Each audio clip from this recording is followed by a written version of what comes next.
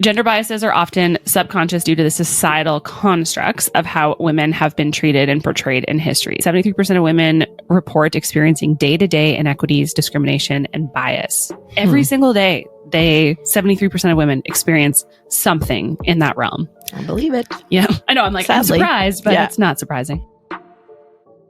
Welcome to The Scaries, brought to you by Racer Co. I'm Sky. And I'm Talitha. We are proudly broadcasting from Treaty 4 territory, and in each episode, we tackle the alarming, inconceivable, questionable, shocking, and scary statistics relating to, impacting, and intervening with the lives of women and girls worldwide. You'll hear the scary truth, take away tools and tips, and learn about what you can do about it. And really, The Scaries is an opportunity to raise awareness, share resources, and use our voices as women and supporters of women to make some real change. We'd also like to note that the views expressed in this podcast are solely our own opinions, and this is for entertainment purposes only. And we may be sharing some content that could be triggering to you, so just please listen with caution. As straight, cisgender, white, able-bodied settler women, we are very aware of the privilege that we have, and we want to use this platform to spread awareness about the scary reality that women from around the world face in different life situations. Why? Because sometimes nothing is scarier than being a woman.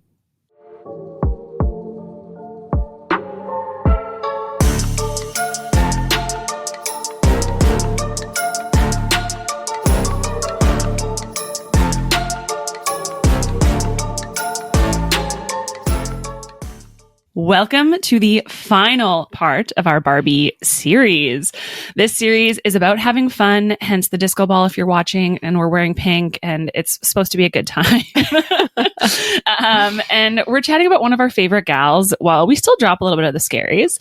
We were initially going to break this Barbie series into 4 parts, but as our schedule fills up with other episodes and like people we're meeting to talk to and bring content to you, we figured we'd wrap up Barbie in one shot and then continue with other scaries.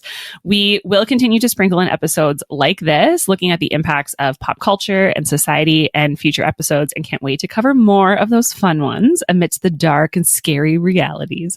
So if you want us to cover something, let us know. Mm-hmm. I heard from a little birdie that we might be doing Spice Girls at one point, so I'm not stay tuned. In our last episode of this series, and if you haven't listened to part 1 or part 2, please go and listen to those first. We covered the fallout against Barbie, particularly looking at the impacts of the 3rd and 4th wave of feminism, where critiques and criticism of Barbie increased, specifically looking at Barbie's lack of diversity, lack of inclusion, misogynistic undertones in marketing and branding, and of course, her unrealistic body image. Mm-hmm. Today, we look at the Reclamation, aka the full-on love fest that seems to be happening for Barbie. It's so nice to see. Honestly, I wasn't really a pink girl before, but now I'm like, I own so much pink now. Yeah, you are definitely. I've always been pink, but still. You've always been a pink girl, but I mean, like, it's obviously so much more than pink. But yeah, it's just so nice to see all of it. So obviously, this love fest comes with the huge influence of the Barbie movie released in the summer of 2023. And so we're going to go over some of that, some of the critiques of the movie, because people always have opinions. Mm-hmm. I mean, just like we do, but they always have opinions. Mm-hmm. And we're also going to look at how relevant feminist issues are addressed within the movie context, and then what that means for the doll and women moving forward, going into the rest of our lives, and how Barbie can still be a part of it. So with that, let's get into it, Miss Skylar. Let's get into it. So, as governments continue to wage war on women's rights, Barbie has really become a symbol of not just women's empowerment, but also the crucial need to reclaim power that was stripped away from us, or continues to be. And the 2023 Barbie movie is more than just a fun watch. It truly is. Like, when, I feel like when it came out, I had to look at it, like, what is this about? Is this just like a kid movie, or is this like a serious? And it really is a lot more serious than I think the cover of the poster entails. So it's really been sparking important conversations about how we see gender inequity, especially with the younger generation who probably was drawn to it as well, which is great, and how these things impact a lot more than society thinks. Yeah, absolutely. So the latest report from the World Economic Forum shows that progress toward gender equality has been slow, improving only 4.1% since 2006. So very slow. Very slow. Snail's pace. Yes. Glacier pace. At this rate, it will take 131 years to close the gender gap globally. 131. So not in our lifetime, apparently, but maybe. Who knows? Hopefully. I mean, hopefully, but yeah, not at this pace. I don't know. 1 year sooner than expected. So yeah, 1 year sooner. We're making some progress, but by 1 year. So if we really want to reach equality by 2154. I don't even know how to say that. By year 2154. Wow.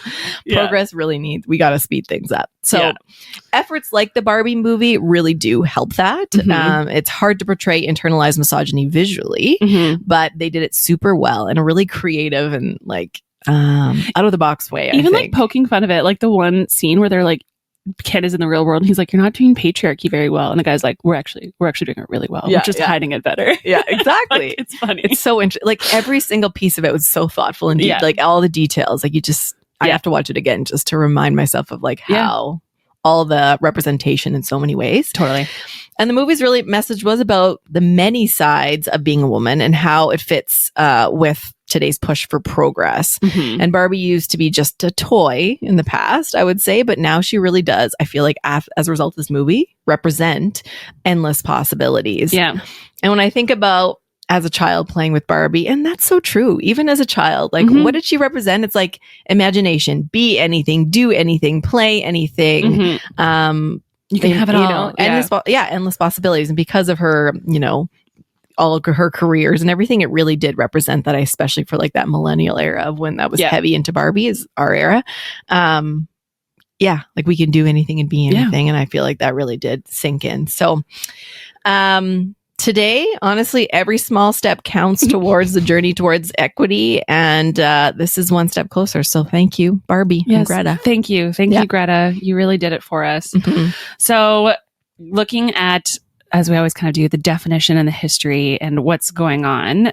So for those that don't know, and I'm not sure how you could be listening to this or even existing if you aren't aware, but obviously in 2023, Barbie made it to the big screen in a film directed by 3-time Academy Award nominee Greta Gerwig and starring Margot Robbie in the title role as Barbie and then Ryan Gosling as Ken.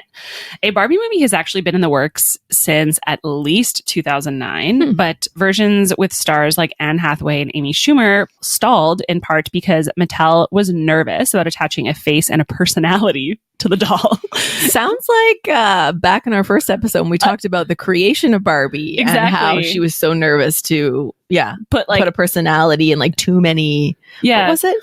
She didn't want them to like have a personality or like be able to like, they wanted endless possibilities. So like why she wasn't married, why she didn't like have kids, all that kind of thing. They didn't want her to be too like limited. Narrow. Yeah. Interesting. So, they were nervous about her having a personality, which I mean, I'm afraid for all women to have a personality. But in fact, Barbie actually has no inner life purpose. Children are supposed to project their hopes and dreams onto her blank canvas, as we talked about. So like, I mean, it's a little bit dark considering they're like, she's not supposed to have any purpose because you're supposed to put your purpose on her. So, but regardless of allegedly being a bit empty inside, Barbie is one of the most legendary characters and prosperous brands of all time, boasting billions of dollars in revenue. Today, Barbie is 64 years old. She looks fantastic. She does. And this is the first time she starred in a live action movie on the big screen. So congratulations to her. Age is obviously just a number after all. So we congratulate her on still crushing those goals and dreams. The prevailing global circumstances set the stage for the success of the Barbie movie. And given the current climate, its performance comes as no shock. Why it's so popular and did so well and all of these things, because we needed this. We needed this in our world. We needed to have these conversations. So here's a very high level recap. And this is a spoiler alert if you haven't watched the movie multiple times like we have. So in a society led by women, aggressive and dominating men infect the world, ushering in regressive gender norms. Women are marginalized, but they refuse to acquiesce to their diminished status. Instead, they resist enlightening men about the benefits of a society where women hold sway. As the story concludes, women reclaim their authority, restoring balance and power. That obviously was a little bit more of a poetic telling of the story, but ultimately Barbie the Barbie movie looks at and criticizes gender roles and gender biases. But what is gender bias? You'll need to know this. So simply put, gender bias is the tendency to give one gender preferential treatment over another. Mm-hmm. It occurs when someone unconsciously attributes certain attitudes and stereotypes to a group of people. So think like women are aggressive and they're bad and they're bossy. But when men are aggressive, it's like their leadership roles. Mm-hmm. Gender biases are often subconscious due to the societal constructs of how women have been treated and portrayed in history. So like it's just ingrained in your brain and how you think about things.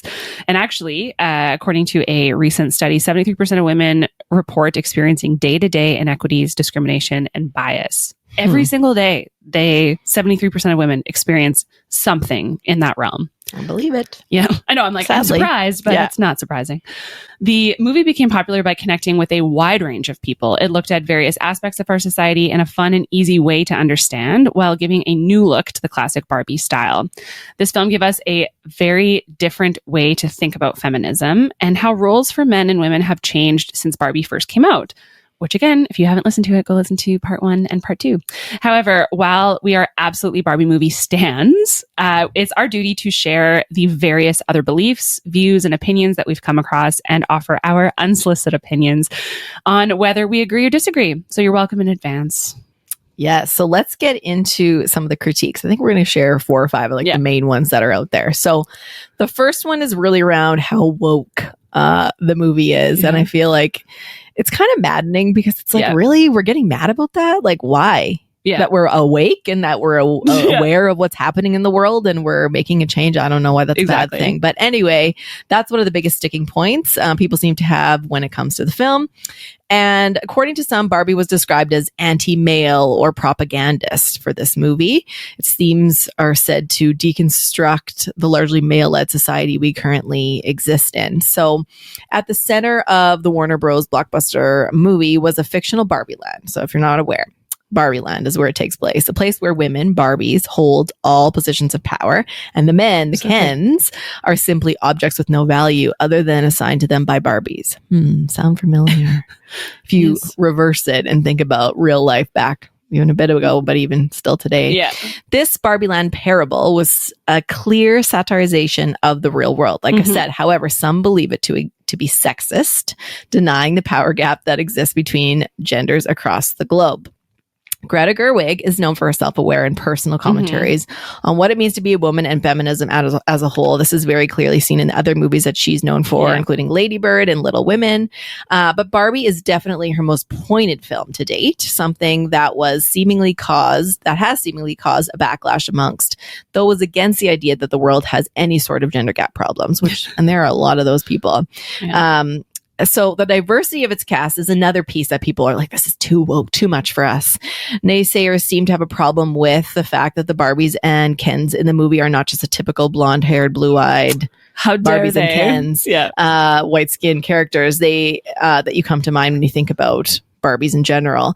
The stereotypical Barbie. Exactly. Yes. I mean, the stereotypical Barbie is that, but the rest of the Barbies in the movie are not. Many of them are not all.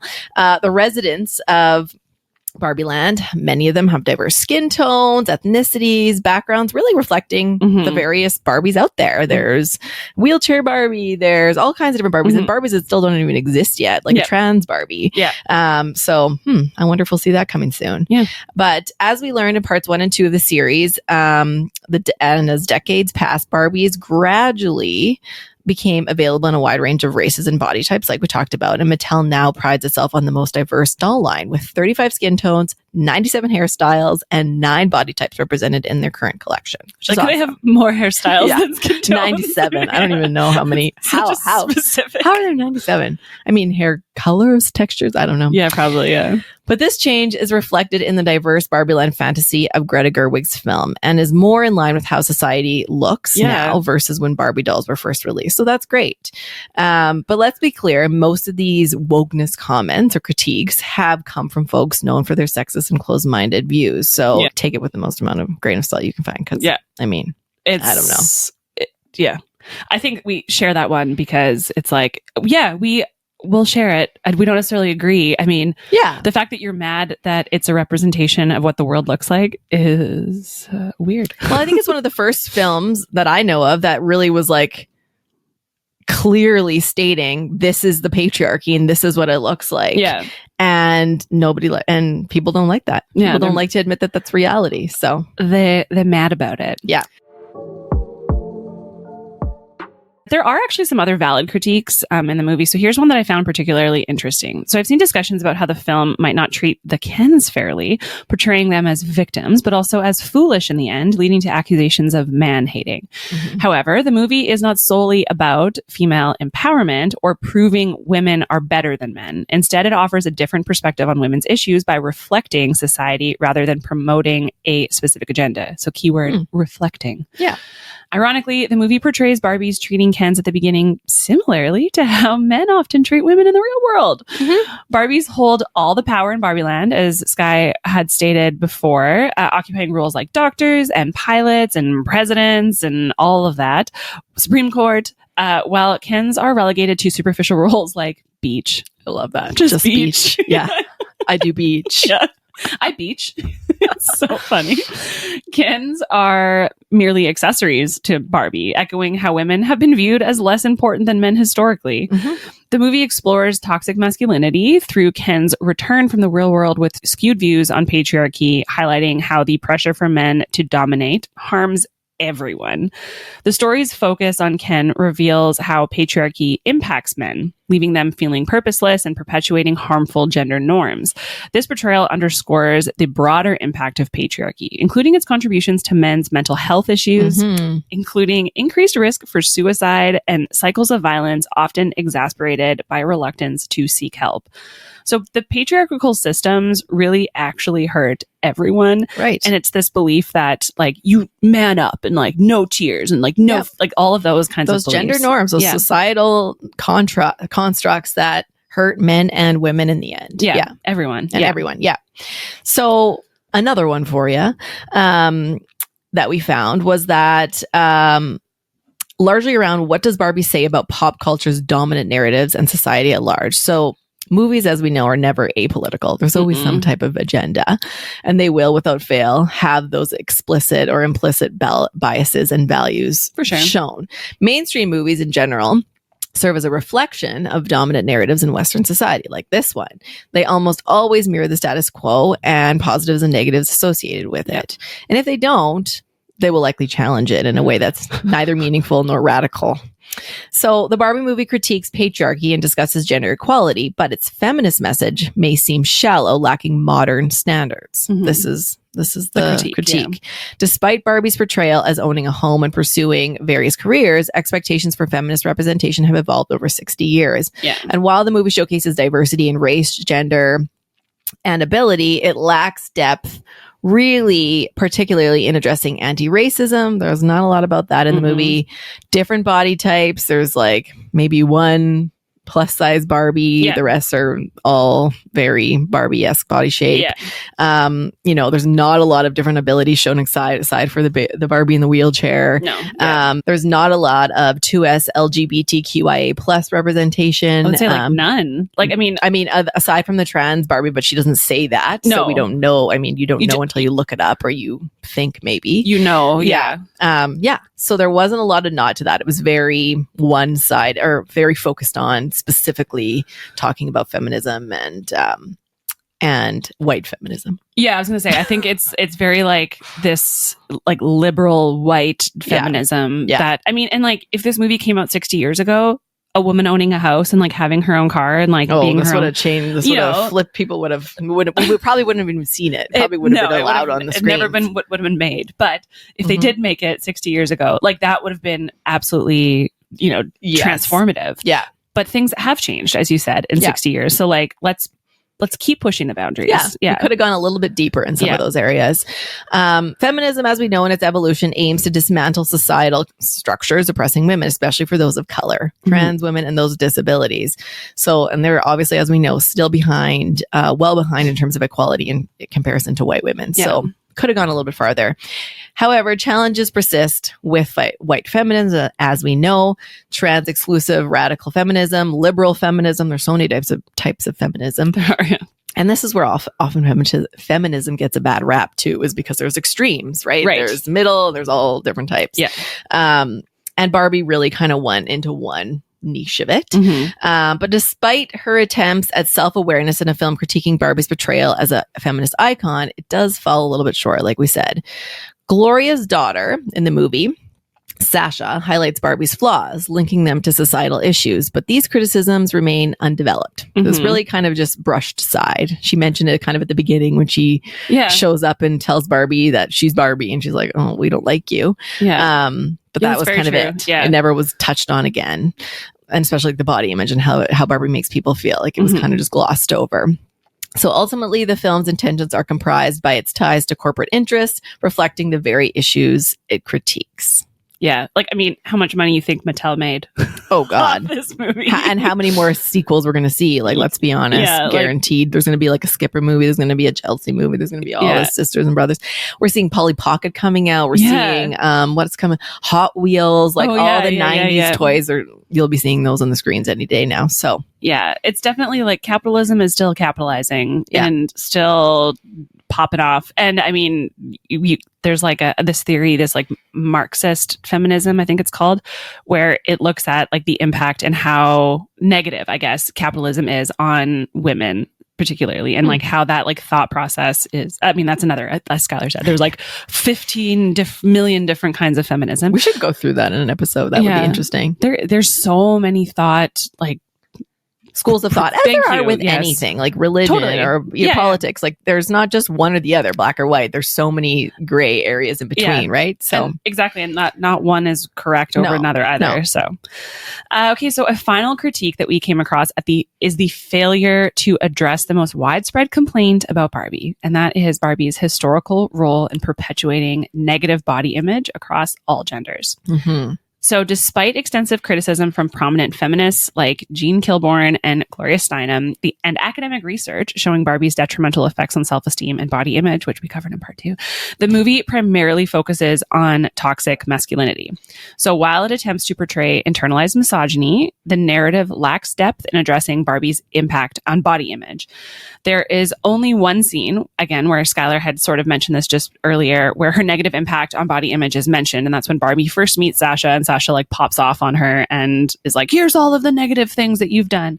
But then it's like, it just kind of falls short and doesn't actually get addressed in any other way. Even like, sorry, I just have to say, like, even when she starts getting like her feet are flat and cellulite and all that stuff, it's so negative. It was an opportunity for her to be like, oh, that, and like, you know, that's okay. Like, after she goes to the world and comes back, like, let's not worry about those things. There's more important fish to fry in the world than that. Yeah. But it just kind of, she goes back to getting back her non-cellulite body and her high-heeled feet. Yeah, I thought that was kind of such a missed opportunity because, like, there could have been this, as you said, this way of them addressing it and being like, oh, this is just what women's bodies actually look like. And so, like, that's and she could have seen that in the real world and this is going to be okay. But instead she has like an actual mental breakdown and like, and then like her friends are like, oh my God, like everyone, you know? So I think that also can get into your mind a little bit. Obviously, as adults, and like, I'm aware that they were poking fun of that, of how, again, this like misogynistic look at how that's the worst possible thing that can happen to women. But at the same time, like, know your audience too, because definitely little people would have been looking at this and watching it and taking it in and being like, oh, okay, cellulite is actually bad. Yeah. So following that, in a new 2023 study, nearly 1,000 women opened up about the impact of Barbie dolls on their body image and how specifically they compare themselves. A whopping 82% believe Barbie portrays unrealistic body expectations to girls and women and anyone who looks at Barbie as a role model. The top body parts women compare are waist, legs, hair, chest, and face. Additionally, while 3 in 5 women believe that the latest Barbies are better at reflecting all body types than previous dolls, 69% still think Barbies can lead to body image issues. The impression seems to actually vary between generations, specifically in the younger crowd. So amongst Gen Z women, 53% think Barbie represents the ideal body type, and 39% consider the doll to be a role model. Interesting. I feel like we see this in things like the leggings legs trend. Have you seen this? No. It's like the thigh gap thing of, like everyone wanted to have a thigh gap however many years ago. Now there's this thing, and it's actually a thing like being banned. You can't look it up or you can't like tag it, but leggings legs was this thing where like this on TikTok, it was huge, where only people who have leggings legs, meaning that your legs do not touch in the middle, can wear leggings, because otherwise it's gross. You need to have like stick. Yeah.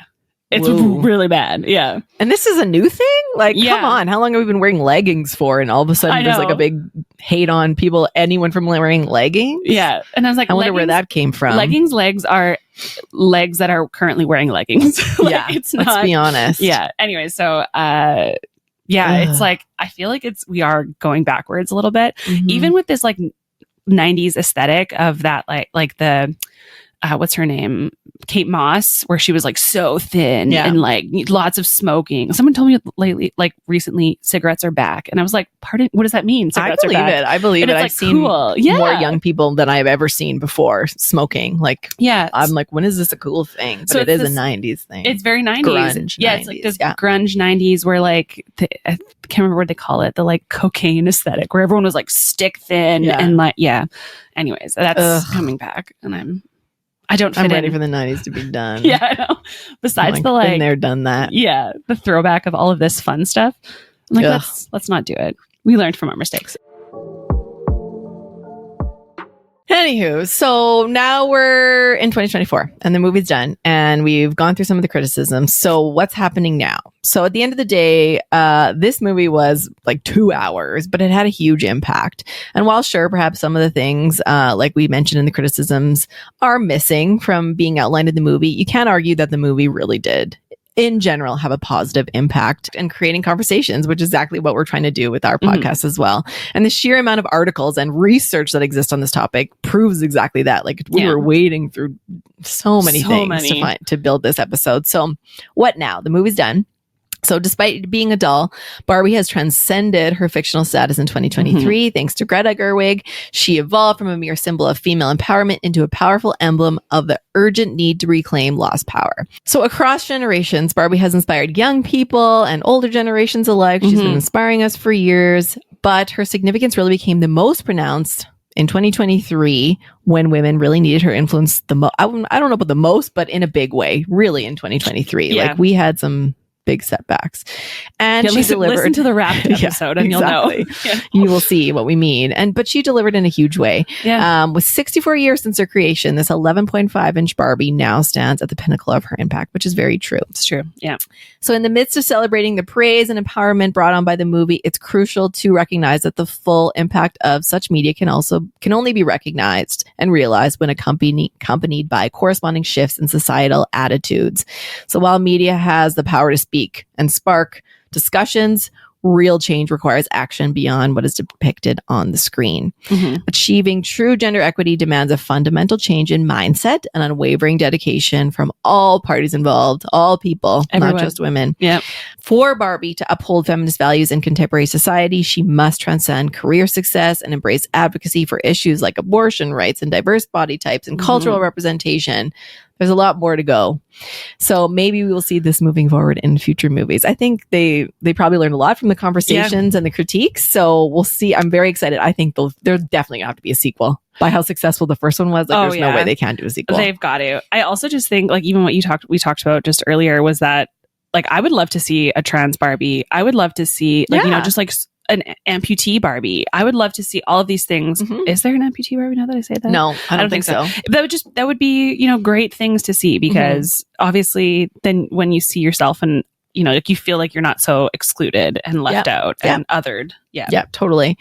And I mean, talking about moving forward, it's funny. We're talking and everyone knows about the Oscars and who's nominated and who wasn't. And again, very interesting reflecting of what Barbie's point is. And people aren't seeing that in that Ken was nominated for an Oscar, yet Barbie, like Margot Robbie and Greta Gerwig were not, even though America Ferrera was, which was huge because in my opinion, she was the star of the show. She was amazing. Yeah. So very well deserved on her and for her. But what gets me is that Ken was, and I mean, he didn't do bad, but and by no way, shape, or form was it a life-changing portrayal of Ken. It was funny. It was fine, but it was like, is that Oscar worthy? I don't know.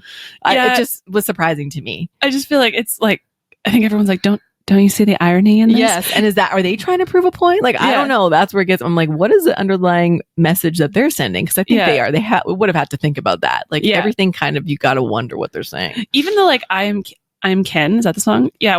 I think it was like a Golden Globe or a Grammy or something. And like, I mean, I feel like Ryan Gosling's, have you seen the like meme that's going around of it?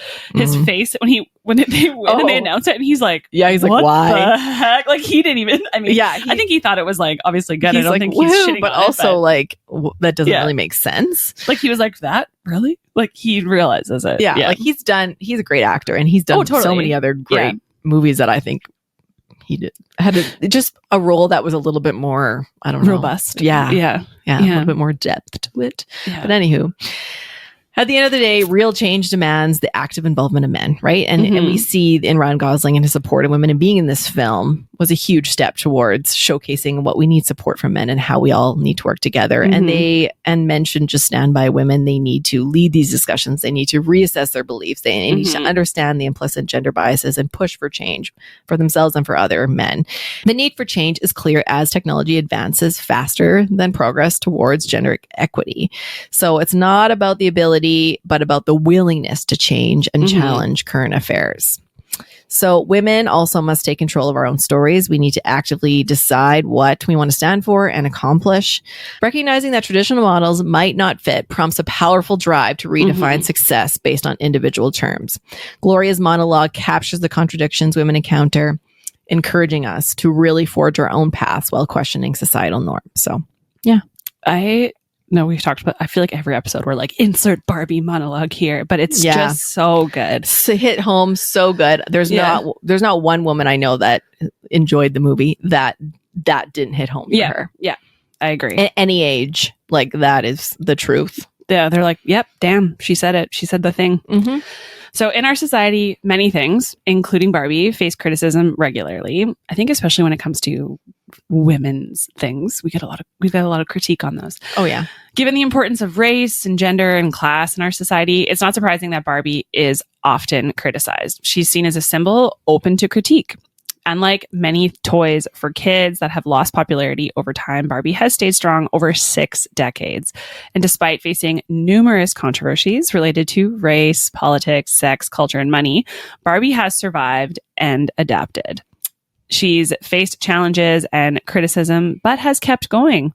I feel like that's the real lesson there too, is like, resilience. Yep. Pick your feet up. Let's keep going. Let's keep pushing through. So regardless of any problems or controversies, we must recognize and celebrate Barbie's resilience and endurance over the years. She's done it. I think that's the big role model piece, is that like you can go through hardships and you keep going. But clearly it's not just our entertainment. It's making us think. But to really make a difference, we need to do more than just talk. We need to get men involved, help women feel empowered, teach future generations about equity, and have open discussions about gender bias. There are various ways to counter and question gender bias and stereotypes, starting with how parents raise their children from a young age. But something that can be effective for people of all ages is examining our own involvement in gender biases, especially in areas where we might not even realize it. Here are some effective ways to combat gender biases. And so this is actually something that Skylar and I educate and teach on. So if you want to come and hang out with us, you can do that. But first one is educate yourself and promote education about gender biases, their origins, and their impact on individuals and societies. This means doing things like having open and safe conversations about gender roles and expectations in schools, workplaces, and communities. Even at your dinner table, have conversations about what that looks like. The second is advocate for diverse and accurate representations of genders in media, including movies, TV shows, advertisements, and literature, and support media that challenges stereotypes and showcase the complexity and diversity of gender identities and expressions. It's not just black and white. It's not just man and women. It's everything in between. So support those media that are having those conversations and are showcasing the diversity of our world.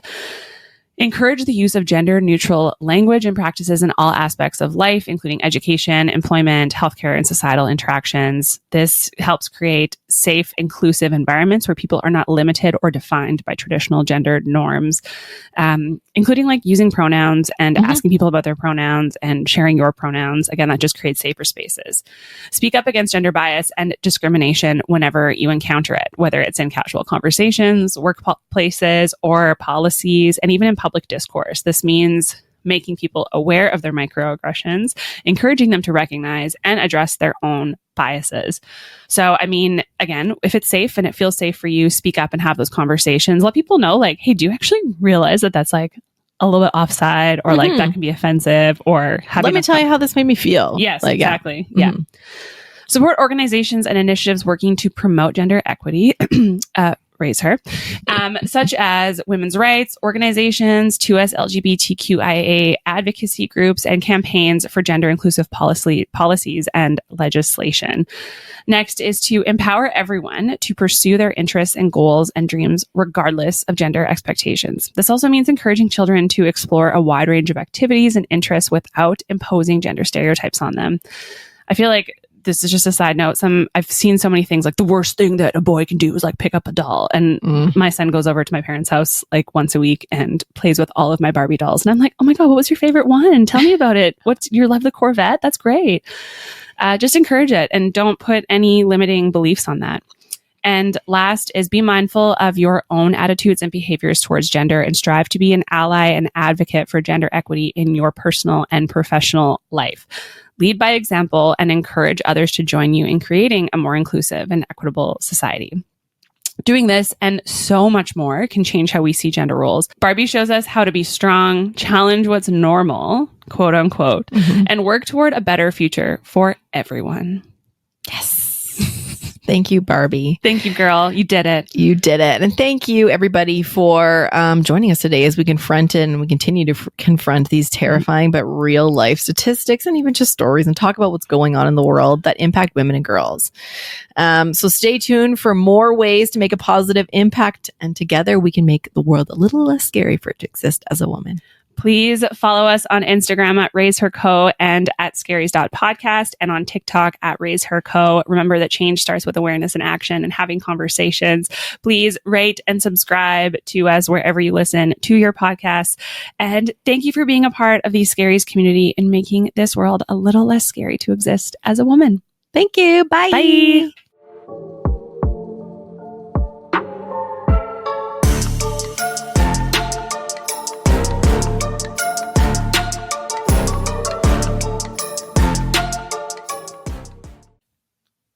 Oh my God, it's me. We should do bloopers, by the way. Okay, actually, or like just even for the like Instagram bloopers. Yeah.